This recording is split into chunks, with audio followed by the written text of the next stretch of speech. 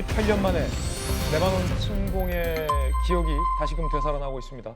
지상전 가나라는 얘기도 나오고 있습니다. 자, 이스라엘이 레바논을 지난밤에 대규모로 공습했습니다. 수도인 베이루트도 공습 대상에 포함됐습니다. 영상 보시죠. 네, 이스라엘이 헤즈볼라의 거점지 레바논을 대규모로 공습하고 있습니다. 최소 492명이 사망한 것으로 현재 추정되고 있습니다. 24시간, 그러니까 만 하루 동안 650여 차례 공격을 퍼부으며 대대적인 공습을 가한 겁니다. 수도인 베이루트 표적 공습도 이스라엘이 단행을 했습니다. 헤즈볼라 2인자 제거 사흘 만에 고위급 핵심 간부를 이제 사살할 의도 등으로 헤즈볼라가 갖고 있는 여러 미사일 시설, 로켓 시설 등을 타깃해서 이스라엘이 대규모 공습을 감행한 건데, 그 과정에서 많은 레바논에 살고 있는 무고한 민간인까지 사망한 것으로 현재는 추정이 되고 있습니다. 2006년에 이스라엘이 헤즈볼라와 이 대규모 전쟁을 한번 벌인 적이 있으니까 그 이후 18년 만입니다. 자, 지금 외신 보도를 통해서 이 긴급 영상들도 지금 들어오고 있습니다. 자, 이스라엘 레바논에 대규모 공습을 가했다는 소식 긴급히 전해드리겠습니다. 전문가 급하게 모셨습니다. 전성훈 청와대 안보 비서관 나오셨는데요.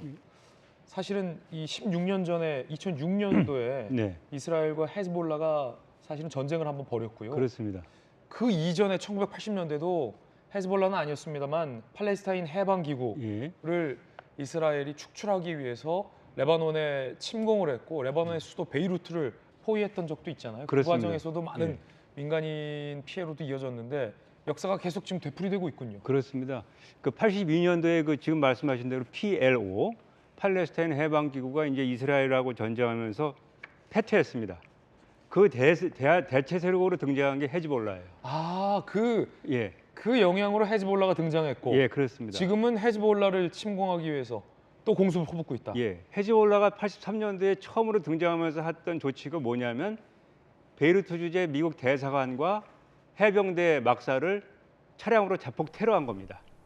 그래서 여러분들 지금 보시면은 뭐 미국 대사관이나 주요한 공공 건물의 입구에 이런 철심 같은 걸 박아놨잖아요. 그 사건 이후에 차량 폭탄을 테러를 막기 위해서 그 이제 만들어진 거거든요. 그 헤즈볼라 그 80년 3년부터 헤즈볼라하고 이스라엘 또 서방 세력과는 이렇게 원수 관계가 있었어요. 그러다가 이제 말씀하신 대로 2016년도에 그 이스라엘 병사 2명이 헤즈볼라에서 납치가 됐습니다. 아, 그렇군요. 그래서 그걸 이제 도화선으로 해가지고 이스라엘이 이제 헤즈볼라를 침공해서 사실상 전면전이 벌어져가지고 한 달 이상 그 전쟁을 벌여서 양측 간에 거의 한 1,000명 이상 나는 사상자가 났고요. 그 당시에도 뭐 헤즈볼라하고 이스라엘 두 나라만의 전쟁이 아니었고 주변의 다른 중동 국가들, 시리아라든가 이런 헤즈볼라 지원색들이 연대를 해가지고 사실상 소규모의 국제 전쟁이 벌어졌었죠.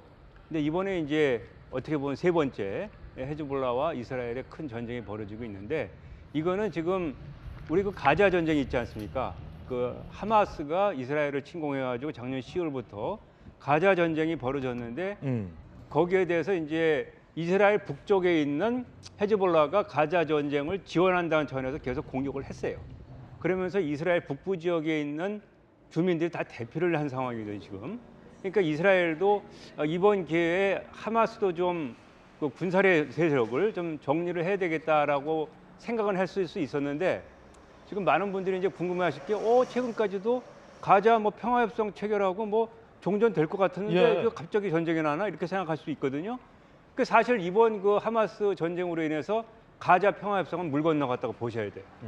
그러니까 지금 네탄야후가 저렇게 공습을 하고 최근에 그 뭐 워키토키하고 페이저 그 삐삐 폭파시켜가지고 뭐 수천 명 그 부상시키고 이런 거를 한 건 어떻게 보면 이스라엘 쪽에서 확전을 했다고 볼 수도 있는데, 그 이유는 가장 큰 이유는 지금 미국의 바이든 행정부가 취약하기 때문에 그렇습니다. 지금 물 건너가는 바이든 행정부는 어떻게 하든 이 평화 협상을 좀 만들어 보려고 애를 썼어요. 예. 그렇게 해서 조금이라도 이 해리스 후보한테 좀 도움이 될 수 있거든요. 그렇게 하려고 애를 쓰고 있는데 지금 이스라엘 쪽에서는 그거보다는 우리가 이번 기회에 미국이 좀 미국의 그 장악력이 약할 때 오히려 하마스의 뭐 일반인들 공격하는 건 아닙니다. 전면전은 아직 아니에요. 그렇군요. 하마스의 주요 군사 시설, 미사일, 뭐 배치 시설 이런 헤즈볼라? 것만 도려내겠다고 해서 이런 공격을 하고 있기 때문에 어떻게 이제 헤즈볼라가 어떻게 대응하느냐에 따라서 또 이란도 지금 보고만 있지는 않을 거거든요. 이란의 그 강력한 동맹이기 때문에 그래서 이란이 어느 정도까지 개입하느냐에 따라서 저 전쟁이 확전될 수도 있고 또 어느 정도 국면에서 좀 마무리가 될 수도 있고 지금 기로에 서 있습니다. 그렇군요. 자, 레바논 보건부 장관과 네타냐후 이스라엘 총리의 이야기 한번 직접 들어보겠습니다. وكان المتوافدين على المستشفيات هن من المدنيين وبينهم عدد كبير من النساء والأطفال. אנחנו מחסלים בכירים, מחסלים מחבלים, מחסלים טילים, ועוד ידנו נטויה.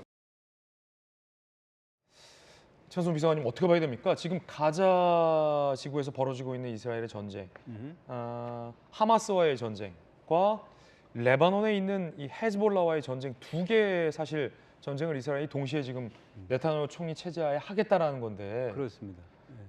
아무리 이제 이스라엘이 세계 최첨단의 어떤 병력과 세계 최장의 어떤 최대의 어떤 정보 조직을 갖고 있다라고 하더라도 두 개의 전쟁이 가능할까요? 왜냐하면 헤즈볼라나 하마스는 뭐 수십 년을 이스라엘을 괴롭혀온 대상들 아닙니까? 이게 지적하신 대로 두 개의 전면전을 하기는 어렵습니다. 예. 지금 가자 지역의 하마스 같은 경우에는 비교를 하자면 어린 애 수준이고 헤즈볼라 같은 경우에는 성년 그 청장년 수준의 그 맷집을 가지고 그렇군요. 있다고 보시면 됩니다.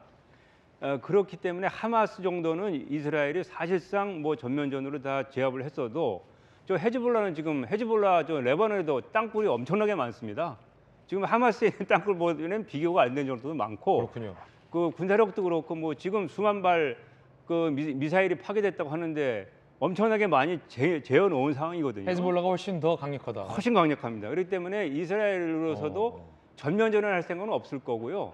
다만 이제 이번 기회에 국제사회의 좀 이런 그 흐름이 좀 느슨해진 상황에서 이 그 자국민 보호라는 명분을 가지고 헤즈볼라의 주요 군사 능력만 좀 도려내겠다. 그래서 좀 힘을 좀 빼겠다. 군사적인 힘을. 그런 차원에서 이제 공격이 진행되고 있는데 그건 이스라엘의 생각이고 이게 이제 헤즈볼라에서 어떻게 대응을 하느냐 또 이란이 어떻게 대응하느냐에 따라서는 저 전쟁이 전면전으로 비화될 가능성도 지금 배제할 수가 없는 상황입니다. 그렇군요. 사실 헤즈볼라는 이란과 시리아의 오랜 군사 지원 등을 받아온 무장 세력입니다. 테러 집단이죠. 함께 보시죠. 이스라엘과의 악연이 깊습니다. 1982년 6월 잘 설명해 주셨듯이 1차 전쟁이 있습니다. 그때는 이제 이스라엘은 레바논을 직접 침공하면서 팔레스타인 해방 기구를 레바논 땅에서 축출하기 위한 전쟁이었습니다. 팔레스타인 해방 기구는 레바논 땅에서 축출이 됐지만 그에 대한 대항 세력으로 헤즈볼라가 결성이 되는 결과가 이어졌습니다. 2006년에 이스라엘과 이 헤즈볼라 세력이 전쟁을 벌입니다. 그때 진짜 지상군 병력 등이 레바논으로 투입이 돼서 헤즈볼라와의 어떤 전면전을 벌인 바 있습니다. 지난해 10월 가자 지구 전쟁 발생했고요. 헤즈볼라는 하마스를 지원하고 있습니다. 지난 17일 헤즈볼라를 겨냥한 삐삐 테러가 있었고요. 어제 이스라엘이 레바논에 있는 헤즈볼라의 어떤 핵심 시설들의 집중 공습을 가했습니다. 그러니까 비서관님 이거군요. 예. 이스라엘 입장에서는 헤즈볼라 세력이 계속 있는 한 제2의 하마스, 뭐 제2의 뭐 레바논 전쟁, 사실 1987년에 굉장히 역설적인 게 이스라엘이 팔레스타인 해방 기구를 축출하기 위해서 레바논으로 쳐들어갔을 때 작전 이름이 뭐 워낙 전쟁사에 유명한 거라 갈릴리 평화 작전이었죠. 근데 그 갈릴리 호수에는 지금 뭐 반백 년째 평화가 안 오고 있으니 굉장히 역설적이군요. 네네. 뭐 군사 작전이라는 것은 항상 평화를 명분으로 하기 때문에 예. 그 중동 전쟁뿐만 아니고 뭐 이라크 전쟁이라든가 모든 작전 내 이름에 평화를 상징하는 것들이 들어가죠. 사실 그 이스라엘의 뭐 태생적인 문명 아니겠습니까? 저 주변의 아랍 지역들 사이에 조그만 땅을 얻어가지고 이스라엘을 건국해서 지금 생존을 해오고 있는데 전쟁도 많이 했지만 사실 뭐 이스라엘이라도 전쟁을 하고 싶겠어요. 그래서 어느 정도 무력으로 좀 그 억지를 하고 예를 들어서 하마스 같은 경우에는 철책을 쌓고 하마스 사람들 들어오는 걸 일일이 체크하면서 이렇게 좀 그 봉쇄를 하고 관리를 하고 또 하마스 같은 게 좀 도와주고 헤즈볼라도 좀 레바논을 좀 경제적으로 도와주고 또 국제평화유지군도 들어가 있으니까 하면서 그 중동 사람들의 좀 인식이 바뀌면은 그래도 좀 어느 정도 더불어서 평화롭게 살 수 있지 않을까 이렇게 생각할 수 있는데 저기는 지금 종교적인 신념이 연결돼 있단 말입니다. 종교적인 신념이 연결되어 있기 때문에 다른 국제 지역의 분쟁 지역하고도 또 달라요.